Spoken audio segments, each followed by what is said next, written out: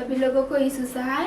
आइए हम Sunday school की आराधना को आरंभ करते हुए गीत गाएंगे। Revival song 78। तेरा प्यार है महान, तेरा प्यार है जहान, मैं जो पहले मुर्दा था तूने डाली मुझ पे जान। तेरा प्यार है महान, तेरा प्यार है जहान, मैं जो पहले मुर्दा था तूने डाली मुझ में जान। तेरा प्यार है महान, तेरा प्यार है जहान, मैं जो पहले मुर्दा था तूने डाली मुझ में जान।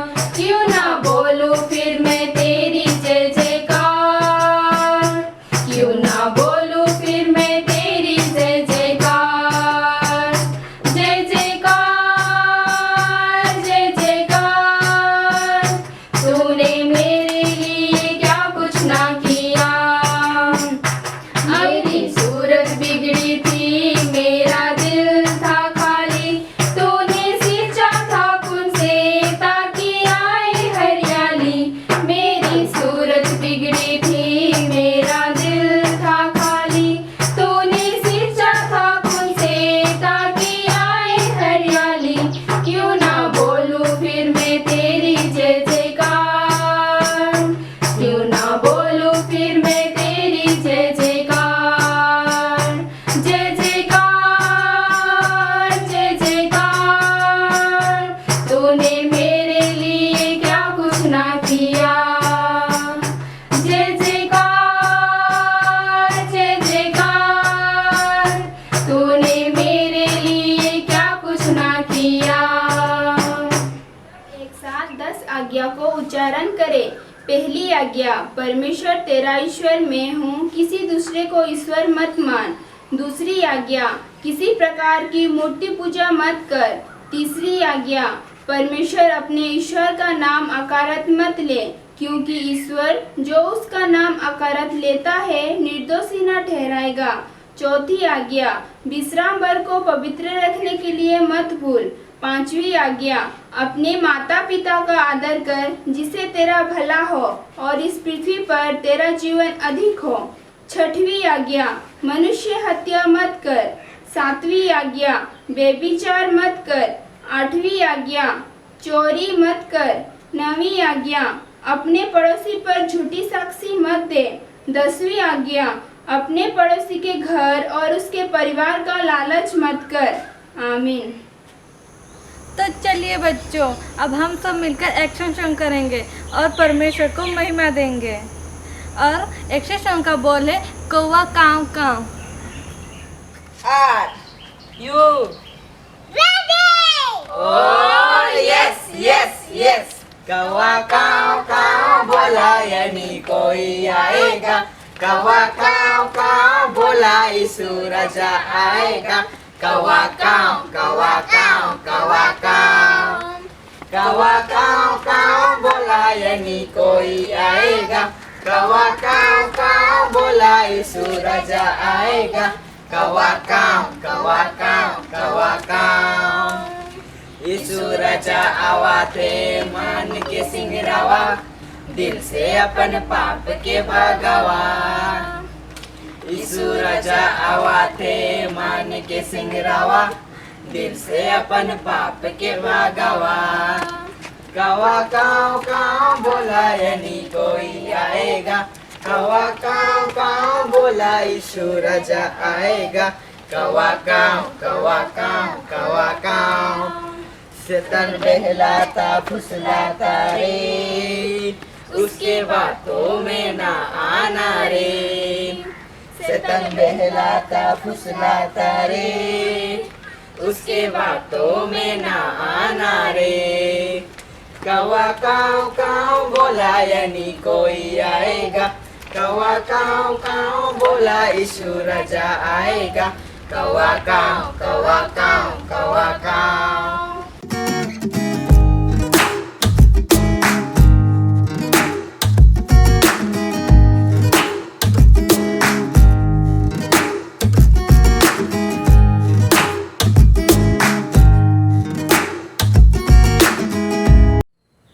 यीशु शाह है बच्चों, आज फिर से आप लोगों को परमेश्वर के जीवित वचनों के साथ संडे क्लास में मैं पुनः स्वागत करती हूँ। तो आज के क्लास को शुरू करने से पहले हम लोग आइए प्रभु से प्रार्थना करें। हे सर्वशक्तिमान ईश्वर दयालु पिता परमेश्वर, पुनः हम तुझे धन्यवाद देते हैं इस सुंदर नए दिन के लिए जो हम सबों को तूने देखने का अवसर दिया है। प्रभु, आज तक हम लोगों को सुस्वस्थ और सुरक्षित जीवन दिया है, जिससे कि आज के नए दिन में, नई भोर में हम लोग सकुशल पहुंचने पाए हैं। दयालु पिता परमेश्वर, संडे स्कूल क्लास के माध्यम से जो ज्ञान की बातों को हम लोग सीखना चाहते हैं, पिता तेरे पवित्र वचन पर मनन ध्यान करना चाहते हैं, उसमें अधिकारी से हम हरे को सहायता अगुवाई कर, अपने पवित्र आत्मा से हम हरे को परिपूर्ण कर। इस घड़ी तो आप ही हम हरे के बीच में उपस्थित हो, हमें अच्छे सुनने की शक्ति दे, ताकि हम पूरे ध्यान पूर्वक तेरे वचन पर मनन ध्यान करने सके, शिक्षा की बातों को ग्रहण करने सके और तेरे पवित्रता में और तेरे पवित्र इच्छा के अनुसार जीवन व्यतीत करने पाओ। पिता, पुनः सब कुछ तेरे दयालु के हाथ में समर्पित कर देते हुए और तुझसे प्रार्थना करते हैं कि हमारे सारे पाप दोष अपराधों को क्षमा कर और ऐसी दीनताई की प्रार्थना जैसे शून्य और स्वर राग में ग्रहण कर। आमीन। तो आइए आज के क्लास को हम लोग शुरू करेंगे। और जैसे कि हम लोगों ने जो लास्ट क्लास में देखते आ रहे हैं, हम लोग दानियल के विषय से पढ़ते आ रहे हैं, दानियल के किताब से पढ़ते आ रहे हैं। और जो आज का जो टॉपिक है आप लोगों का, वह तो है दानियल का नबूकदनेस्सर के दूसरे स्वप्न का अर्थ बताना। तो यह हम लोग दानियल के चौथे अध्याय में हमें ये मिलता है और आज हम लोग उसी पर मनन ध्यान करेंगे। तो बच्चों, हम लोग देखेंगे कि राजा नबूकदनेस्सर, उसके जीवन को अगर हम लोग देखेंगे कि अब तक जो घटनाएं घटती आ रही है उसके जीवन में, पहला हम लोग घटना देखेंगे जबकि परमेश्वर पिता ने उसे एक मूर्ति का दर्शन दिया था, स्वप्न में उसको दर्शन दिखाया था और उस मूर्ति के जरिए से उसे यह चेतावनी दी गई थी कि अन्य जातियों के द्वारा से, अन्य जाति साम्राज्यों के द्वारा से वह जो है राजा विनाश होने वाला है, उनके द्वारा से उसका राज्य विनाश होने वाला है। दूसरा जो हम लोगों ने देखा था धधकती हुई आग की भट्टी के बारे में, और वहाँ पर हम लोगों ने परमेश्वर को अपनी सामर्थ्य को प्रकट करते हुए देखा था। तो इन सब घटनाओं के बावजूद भी हम देखने को पाते हैं कि राजा का जो घमंडी मन, अब तक वह दीन और नम्र नहीं बना था, वह अपने घमंडी मन के साथ ही जीवन व्यतीत कर रहा था। तो राजा कैसा घमंडी था, इसको हम लोग कैसे जान पाते हैं? अगर आप लोग दानियल का चौथी अध्याय उसका 30 पद को अगर आप लोग पढ़ेंगे तो आप लोगों को पता चलेगा कि राजा कितना घमंड था। जैसे वहाँ लिखा है, मैं पढ़ के सुना रही हूँ आप लोगों को। क्या यह बड़ा बबूल नहीं है जिसे मैं ही ने अपने बल और सामर्थ से राज निवास होने को और अपने प्रताप की बढ़ाई के लिए बसाया था? हाँ बच्चों, 30 पद को आप लोग पढ़िएगा तो ये वाक्य, ये वचन जो है राजा खुद बोलता है अपने अहंग भाव से। और उसी तरह से जब हम लोग लास्ट क्लास में देखे, जबकि हम लोग तीसरी अध्याय में देख रहे थे, जबकि सदरक मेशक अबेदनगो से राजा कहता है कि तुम्हारे यहाँ ऐसा कोई ईश्वर नहीं जो कि मुझे तुम्हारे हाथ से बचा सकता है। तो राजा के इन बातों से हमें पता चलता है कि राजा कितना ज्यादा हुआ घमंडी था। तो आज का जो मुख्य विषय है जिस पे कि हम लोग मनन ध्यान करेंगे, खासकर 2 बिंदुओं पर हम लोग मनन ध्यान करेंगे। पहला तो है राजा के घमंड को तोड़ा जाना। तो आज के अध्याय में हम लोग जानेंगे कि राजा के घमंड को किस तरह से तोड़ा गया। दूसरा हम देखेंगे राजा नबूकदनेस्सर की गवाही। हाँ प्रिय बच्चों, यहाँ पर हम देखेंगे कि एक घमंडी राजा जो कि परमेश्वर पिता को सच्चा परमेश्वर के रूप में ग्रहण करता है और खुद वह परमेश्वर के नाम की वह गवाही देता है, वह परमेश्वर के निकट में वह दीन और नम्र बनता है। यहाँ हम लोग राजा को देखेंगे कि वह किस तरह से परमेश्वर की जो महानता है उसको अंगीकार करता है और उसके मुख से हम लोग परमेश्वर पिता का जो गुणानुवाद करते हैं हम लोग सुनेंगे, उसकी स्तुति महिमा करते हुए हम लोग सुनेंगे।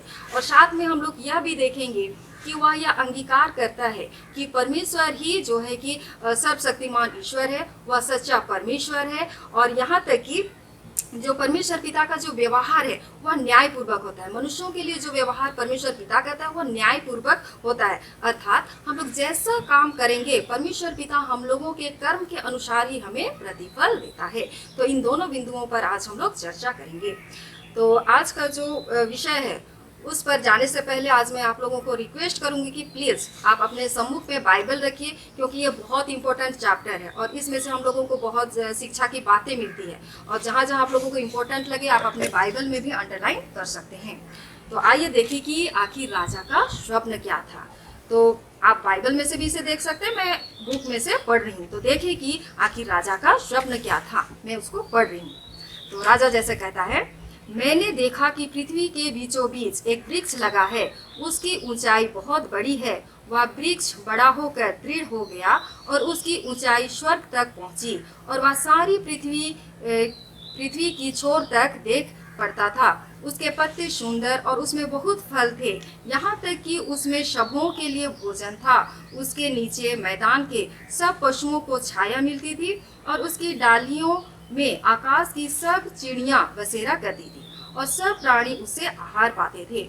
मैंने पलंग पर दर्शन पाते समय क्या देखा कि एक पवित्र पहरुआ स्वर्ग से उतर आया। उसने ऊंचे शब्द से पुकार कर यह कहा, वृक्ष को काट डालो और उसकी डालियों को छांट दो, उसके पत्ते झाड़ दो और उसके फल छितरा डालो। पशु उसके नीचे से हट जाए और चिड़ियों उसकी डालियों पर से उड़ जाएं। तो भी उसके ठूंठ को जड़ समेत भूमि में छोड़ो और उसको लोहे और पीतल के बंधन से बांधकर मैदान की हरी घास खाने में मैदान के पशुओं के संग भागी हो। उसका मन बदले और मनुष्य का ना रहे, परंतु पशु का सा बन जाए और उस पर 7 काल बीते। तो यह था राजा का स्वप्न। अब हम इसे समझने की कोशिश करेंगे। अब जब इस स्वप्न को हम लोग खास करके 3 भागों में भाग करेंगे, तो पहला खंड में हम लोग देखेंगे कि राजा एक विशाल वृक्ष को देखता है और वह वृक्ष जो है कि फल फूल से वह भरा हुआ था, हरा भरा हुआ था, यहाँ तक कि उसकी ऊंचाई स्वर्ग तक भी पहुंची थी। इतना विशाल वृक्ष वह देखता है। फिर उसका दूसरा खंड में, दूसरा अंश में हम लोग देखेंगे कि एक पहरुआ स्वर्ग पर से आता है और उस वृक्ष को काट डालने के लिए कहता है। फिर तीसरा खंड में हम लोग देखेंगे कि जबकि वह वृक्ष काटा जाता है, पर साथ ही साथ यह ऑर्डर दिया जाता है कि उसका जो ठूंठ, उसका जो नीचे वाला हिस्सा था, पेड़ का जो नीचे वाला हिस्सा, ठूंठ और जड़ को उसी तरह से छोड़ दिया जाए। संपूर्ण रूप से उस पेड़ को उखड़ने के लिए नहीं बोला जाता है। जैसे कि 15 पद में लिखा है, बाइबल में आप लोग देखिएगा तो 4 अध्याय का 15 पद में, तो भी उसके ठूंठ को जड़ समेत भूमि में छोड़ो। तो इस तरह से जब हम लोग स्वप्न को 3 भाग में करते हैं, पहला विशाल वृक्ष, फिर उसका काटा जाना, फिर जो उसका निचला वाला हिस्सा है उसको उसी तरह से छोड़ दिया जाना। अब हम लोग इस स्वप्न का अर्थ को जानेंगे। जैसे कि हमेशा की तरह दानियल ही राजा का स्वप्न को बतलाते आ रहा है और इस बार भी दानियल ही राजा के स्वप्न का अर्थ बतलाता है। तो दानियल अब राजा के स्वप्न का अर्थ क्या बतलाया हम देखेंगे। तो पहला खंड में जब हम लोग देखते हैं, दानियल कहता है जो बड़ा वृक्ष था, जो विशाल वृक्ष था, वह तो स्वयं राजा ही था। और जैसे कि हम लोग जानते हैं राजा सचमुच में वो बहुत महान और सामर्थी था, तो वह विशाल वृक्ष तो उसी को दर्शाता है। और जो राजा जो इतना महान और सामर्थी था, उसकी प्रभुता तो पूरी पृथ्वी की छोर तक फैली हुई थी। अब दूसरी खंड को देखेंगे। जैसे कि दूसरे हिस्सा में एक पहरुआ आता है स्वर्ग पर से, उसको काटता है। उसका अर्थ दानियल ने राजा को क्या बतलाया। जैसे लिखा है कि तू मनुष्यों के बीच से निकाला जाएगा और मैदान के पशुओं के संग रहेगा। तू बैलों के समान घास चरेगा और आकाश की ओस से भीगा करेगा और 7 युग तुझ पर बीतेगी, जब तक कि तू जान ले कि मनुष्यों के राज्य में, बच्चों इसको आप लोग जरूर करके अंडरलाइन कीजिए क्योंकि ये बहुत ज़्यादा इंपॉर्टेंट है। मनुष्यों के राज्य में परम प्रधान ही प्रभुता करता है और जिसे चाहे वह उसे दे देता है। ये बहुत ज़्यादा इंपॉर्टेंट लाइन है। तो यहाँ पर हम देखेंगे, इस जो सेकंड भाग को हम लोग ठीक से समझने की कोशिश करेंगे। तो राजा के जीवन में आने वाली एक चेतावनी थी ये चीज़, क्योंकि अब राजा के जीवन में ऐसा समय आने वाला था जबकि उसका दिमाग काम करना बंद हो जाता है, वह मानसिक तौर पे वह रोगी बन जाता है। जैसे कि यह ऐसा वक्त था राजा के लिए कि उसके आने वाली पागलपन हेतु यह एक चेतावनी थी। जैसा हम लोग पाते हैं, लिखा है उसका मन बदले और मनुष्य का ना रहे, परंतु पशु का सा बन जाए। तो बच्चों जब हम किसी मनुष्य को देखते हैं, अगर वह जब एक पशु की तरह हरकत करता है तो स्वाभाविक तौर से हम लोग उसको बोलते हैं ये तो पागल हो गया, ये तो मानसिक रोगी हो गया। तो जबकि वह एक पशुओं की तरह हरकत करना शुरू होगा तो निश्चित रूप से हम तो कहेंगे कि वह पागल हो गया। अब तीसरा खंड में जब हम लोग पाते हैं कि जो पेड़ का ठूंठ वाला हिस्सा उसको तो छोड़ दिया जाता है। तो राजा नबूकदनेस्सर के पागलपन के दौरान या पागलपन होने के 7 साल के बाद, 7 कालों के बाद, तो 7 काल बीतने के बाद जब राजा को यह एहसास हो जाएगा कि जो परम प्रधान परमेश्वर पिता ही सर्वशक्तिमान पिता है। तो जब राजा को यह एहसास हो जाएगा कि परमेश्वर ही सर्वशक्तिमान ईश्वर है और जो कि राज्यों के भाग्यों का निर्णय करता है, और जब राजा को ये एहसास हो जाएगा कि मनुष्यों के राज्य में प्रभु परमेश्वर ही प्रभुता करता है और जिसे चाहे वह उसे दे देता है, तो जो ही ये सारी बातें राजा को एहसास हो जाएगी, तब जब ये सारी बातें राजा को समझ आ जाएगी तो राजा पुनः से जो है ठीक हो जाएगा और परमेश्वर उसको उसका सिंहासन और जो उसका मुकुट है उसको लौटा दिया जाएगा। तो इस तरह से हम लोग राजा को देखते हैं कि यह सब सूचना पाने के बाद भी, यह सब सुनने के बाद भी राजा अब तक कठोर बना हुआ है, वो घमंडी बना हुआ है, वो अपना घमंड को नहीं छोड़ता। क्योंकि यहाँ हम लोग और एक बात देखेंगे, यह जो स्वप्न राजा ने देखा, इसकी 1 साल बीतने पर भी, आपके बच्चों 12 महीने हो गए थे, पर फिर भी वह पश्चाताप नहीं करता है और वह और भी अहंकारी हो जाता है। और इसे हम लोग कैसे जानते हैं? क्योंकि जब हम लोग देखेंगे, एक दिन क्या था ना, राजा अपने राजमहल में, जैसे कि जो बबूल के राजभवन में वो टहल रहा था, और जब वह टहल रहा था और अपना जो जितना राज्य था उसको जब वो देख रहा था और अपनी ही खुद की वह प्रशंसा बड़ाई कर रहा था और अपनी ही बड़ाई कर रहा था, उसी वक्त बच्चों जो दानियल ने जो राजा के लिए जो भविष्यवाणी की थी वो चीज़ सच हो जाती है। मतलब जब वह अपनी ही खुद की सामर्थ्य की प्रशंसा कर रहा था, तुरंत उसी घड़ी जो उसका दिमाग और काम करना बंद कर दिया, मतलब वो उसी घड़ी से वह पागल लोगों की जैसा हरकतें करने लगा और वह पागल हो जाता है। प्रिय बच्चों, परमेश्वर पिता हम सबों को एक ना एक मौका जरूर करके ही देता है कि हम लोग अपने बुराई से सुधर जाएं, हम लोग अपने बुराई को छोड़ दें, और किसी न किसी माध्यम से जरूर करके प्रभु परमेश्वर हम लोगों को चेतावनी भी देता है। अगर आप लोग अय्यूब उसका 33 अध्याय का जो 14 से 17 पद के वचनों को अगर पढ़ेंगे तो हम लोग को पता चलेगा कि परमेश्वर कैसे चेतावनी देता है। तो आज आप और हम में से ऐसे कई बच्चे हैं, प्रभु परमेश्वर ने हमें बहुत अच्छे अच्छे गुणों से भरा है। आप में से ऐसे कई बच्चे होंगे जिन्हें परमेश्वर ने इतना अच्छा कंठ दिया है जो कि अच्छे स्वर से, तो आप इसे देख सकते हैं अय्यूब उसका 33 अध्याय का 14 से 17 पद में आप लोग जान पाइएगा कि परमेश्वर पिता हम लोगों को किस तरह से चेतावनी देता है। बच्चों, हम ये जानते हैं कि प्रभु परमेश्वर ने बहुत सारे आशीषों से हमें आशीषित किया है। ऐसे आप में से कई बच्चे हैं जिन्हें कि प्रभु परमेश्वर ने जो अच्छा कंठ दिया है, जिसके जरिए से आप लोग मीठे स्वरों से गा सकते हैं। ऐसा ज्ञान बुद्धि दिया है कि आप लोग म्यूजिकल इंस्ट्रूमेंट को बहुत सुंदर तरीके से आप लोग बजा सकते हैं। प्रार्थना करने की सामर्थ्य भी किसी किसी में दी गई है कि उनका प्रार्थना इतना प्रभावशाली होता है कि उनके द्वारा से भी बड़े बड़े आश्चर्य कर्म होते हैं। किसी किसी को चंगाई करने की सामर्थ्य दी गई है और कोई कोई तो प्रभु वचन प्रकाशन देने में इतना सामर्थ्यवान है। तो इन सारे आशीषों के लिए हमें कभी भी घमंड नहीं करना चाहिए। और साथ में हम लोग यह भी देखते हैं कि हमें खासकर मतलब हम लोग देखते हैं कि किसी किसी को सुंदरता की घमंड है, किसी को रंग रूप का घमंड है, किसी को धन संपत्ति का घमंड है, किसी किसी को बुद्धि ज्ञान की घमंड है। हम लोग क्लासेस में अच्छी पोजीशन रखते हैं, अच्छी परसेंटेज लाते हैं तो हमें घमंड होता है। तो बच्चों, इन सब चीज़ों के लिए हमें कभी भी घमंड नहीं करना चाहिए, क्योंकि ये ज्ञान बुद्धि आशीष तो सभी हम लोगों को किसने दिया है? परमेश्वर पिता ही ने दिया है। और परमेश्वर पिता के सम्मुख में हम लोगों को हमेशा नम्र और दीन बने रहना है, ताकि जो शक्तियाँ हमें सौंपी गई है, जो सामर्थ्य हमें दिए गए हैं, उसके जरिए से हम लोग प्रभु परमेश्वर की स्तुति महिमा सेवकाई के कार्यों को कर पाएँ। और अगर हम लोग राजा की तरह घमंड करने लगेंगे तो वो सारी शक्तियाँ जो है परमेश्वर पिता हम पर से ले जा सकता है, क्योंकि परमेश्वर पिता एक सुप्रीम पावर है, उनके पास कंट्रोलिंग पावर भी है। वो जो चाहते हैं वो हम लोगों के साथ कर सकते हैं। बच्चों, आप लोग जानते हैं हम लोगों के शरीर का सबसे मुख्य अंग कौन सा है? हाँ, वो तो है ब्रेन, जो दिमाग, मस्तिष्क हम लोग कहते हैं। अगर किसी तरह से वह दिमाग काम करना बंद कर देगा तो हम किसी काम के रह जाएंगे? बिल्कुल भी नहीं। हमें कोई पसंद भी नहीं करेगा और ना ही हमें कोई काम में हम लोगों का यूटिलाइज भी नहीं करेगा।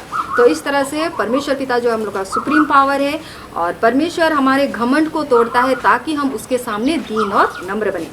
आप लोग नीति वचन 6 उसका 16वें वचन को देखेंगे, जिसमें लिखा है कि यहोवा को घमंड से घृणा है। और नीति वचन 21 का 1 में भी देखेंगे, जैसा लिखा है, राजा का मन नालियों के जल की नाई यहोवा के हाथ में रहता है, जिधर वह चाहता है उसको फेर देता है, उधर उसको फेर देता है। तो जो मेन कंट्रोलिंग पावर जो है वो परमेश्वर पिता के पास है। हाँ, आज हम लोग के पास शक्ति सामर्थ है, लेकिन उससे भी ज़्यादा सामर्थ्य कौन है? हम लोग का परम प्रधान परमेश्वर पिता। उसी के पास कंट्रोलिंग पावर भी है और सुप्रीम पावर भी वही है। तो इस तरह से हम लोग राजा को देखते हैं कि उसके पागलपन के द्वारा से जो नबूकदनेस्सर राजा का जो आत्मिक आँखों को खोली गई, और जब उसका घमंड टूटा और वह जब परमेश्वर पिता के सामने वह दीन और नम्र बना, तब उसको उसका जो विवेक है, उसको समझ बूझ की शक्ति को फिर से उसे लौटाया जाता है और वह परमेश्वर की महानता का अंगीकार करता है। और फिर से वह जो क्या है, जब वह यह अंगीकार करता है कि निश्चित रूप से परमेश्वर पिता ही सच्चा है, सामर्थ्यवान है, सबसे शक्तिशाली वही है, जब राजा इसे अंगीकार करता है तो फिर से वह ठीक हो जाता है और जो उसका जो राज्य था और उसका मुकुट उसको पुनः वापस दिलाया जाता है। तो इस तरह से हम आज के इस पाठ से यही सीख लेते हैं कि हमें किसी भी चीज़ के लिए घमंड नहीं करना चाहिए।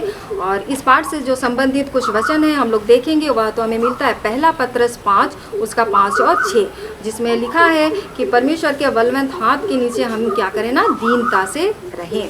और जैसे कि हम लोगों को पहली आज्ञा दी गई है, परमेश्वर तेरा ईश्वर मैं हूँ, किसी दूसरे को ईश्वर मत मान। और उसका अर्थ है हम सब वस्तुओं से अधिक ईश्वर का भय, प्रेम और भरोसा रखें। हमें हर काम को शुरू करने से पहले प्रार्थना करना चाहिए, उसी पर भरोसा रखना चाहिए और हर एक कार्य उसी को सौंप देनी चाहिए, क्योंकि हम लोगों को परमेश्वर के बलवंत हाथों के तले ही दीन और नम्रता से रहना है और जीवन व्यतीत करना है। तो इस तरह से आज के पाठ से हम लोग शिक्षा की बातों को ग्रहण करते हैं। तो फिर से हम लोग नेक्स्ट क्लास में देखेंगे नई विषयों के साथ। तो फिलहाल के लिए इतना ही। So stay safe, be happy और प्रभु परमेश्वर का प्यार और आशीष आप सबों के साथ हमेशा रहे। यही दुआ और प्रार्थना आप सबों के लिए, आप भी हम सबों के लिए प्रार्थना कीजिए। थैंक यू एंड यीशु। आइए हम संडे स्कूल का आराधना को अंत करते हुए प्रार्थना करें।